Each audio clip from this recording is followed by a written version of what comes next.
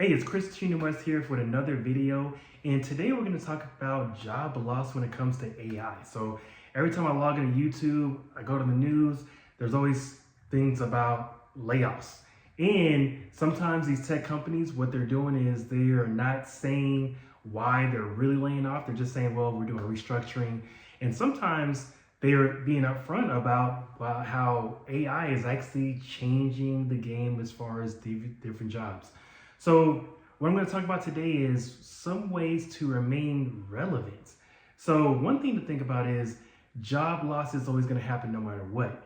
But a recent video I watched, Employment rate for new college grads has recently surged, and some economists say businesses are now replacing entry-level jobs with artificial intelligence. Here's CBS's Ali Bauman. Front gate. 22-year-old Michael Macaluso just earned his degree in mechanical engineering from the University of Connecticut. You all good? But this summer, he's back helping manage his hometown pool. He hasn't found a job in his field despite applying for nearly 200 positions. Did you have any expectations about what the job market would be like when you graduated? I was told by a lot of people that I was going to get a job right out of college, and then all of a sudden, there's no jobs. New research finds now, for the first time ever, the unemployment rate among recent college graduates has exceeded the national unemployment rate, ballooning to 6.6% over the past 12 months. Oxford Economics' Matthew Martin. This kind of goes against what you would expect. Those with higher educational attainment usually have better employment prospects than those with less educational attainment.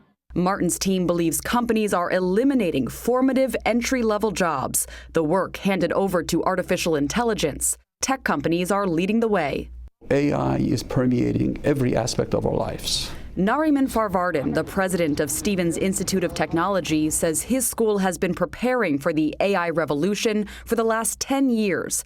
He expects disruption throughout the workforce will be bigger than the disturbance brought on by the introduction of the internet, and it could last up to 15 years. I think AI has the potential to either augment or maybe totally replace jobs that are physically or cognitively repetitive.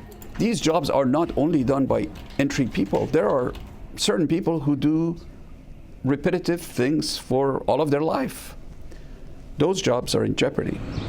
Kaylee Totlin just graduated from Stevens with her computer science degree. She did an internship with Verizon as a sophomore, and the company has now hired her. I think something that's important with entry-level jobs is the networking and the opportunities that you make from it. Farvardin says his message to students today is the same as it always has been: get an education that will last a lifetime. We don't try to teach our students skills. talked about how AI is changing the marketplace, changing things pretty quickly. So what you want to think about is what can be relevant years down the line.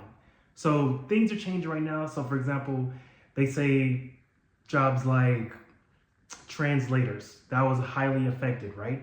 So now people are doing things themselves, even when it comes to blog writing on their website. People are spending time using tools like ChatGPT and figuring that, well, they can do some of this stuff on their own. So I think one of the major things that's going to happen is the fact that companies are going to have less employees. So maybe they had 100 people in the past.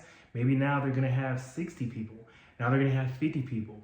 Or people are going to realize like, hey, the job might be on the line. So what they're going to start doing is they're going to start preparing. So that's what I want to talk about today. Is one way to stay relevant is think about what is needed when it comes to AI. So they say AI is not going to replace your job. It's going to replace the people who don't use AI. So for your job right now, how can you use AI efficiently to be better at your job than the next person? That's one thing to consider. And two is, how can you utilize relationships? So let's say you have a business or even you're in sales, there's always going to be relationships. But what tends to happen is now in this remote work era, hybrid era, what often happens is maybe people don't interact as much. And you've seen that in the past where when people went remote, what ended up happening is they might not get the job promotion that they are hoping for, not because they're not good, but they don't have a lot of face time. So lean into relationships, whether you work somewhere or you have a business. Instead of doing all your work and your meetings virtually, how about you say you want to meet in person, or if you attend not just virtual events, but attend events that you get to connect and see people. So getting that FaceTime will help you be more valuable. And not only that, but let's say your work can be done by AI. That doesn't mean that you still can't take advantage of this. So for example, let's say your work can be done with AI. Instead of just only sitting behind the computer all day, you're building a relationship with these clients. So if your decision maker is local, hey, have those in-person meetings, show your value versus just letting the AI do all the work. So that's what you want to consider when it comes to just building relationships. Think about, for one, how can I use AI to my advantage? And two, how can I have better relationships with the people I work with right now? Again, this could be managers, bosses, this could be clients, this can be, so even if AI is doing some of the work, you still need to build that relationship in the future, because eventually everybody's going to be using AI. So what's going to be left is your brand and the relationships. And there's a lot of ways you can do this. I would recommend starting now, at least. So whether you're working somewhere or you have a business, again, you want to figure out, okay, how can I connect with these people a little bit more? Maybe you're meeting with them on a bi-weekly basis. Maybe you want to meet with them on a weekly basis. Or maybe you're just having a phone call on a monthly basis. Or maybe you're not even having any phone calls in general. Instead, why not set up those virtual meetings, set up those in-person meetings so you can show the value that you're creating and be upfront about how AI is working. So again, nothing to be afraid of as far as like the job loss happening. You just have to future-proof your career, future-proof your business, and always be thinking steps ahead for the future as far as what you can do to stay relevant in this new environment coming up. All right, so again, come back for more videos. My name is Cheetham-West, and I look forward to helping you stay ahead.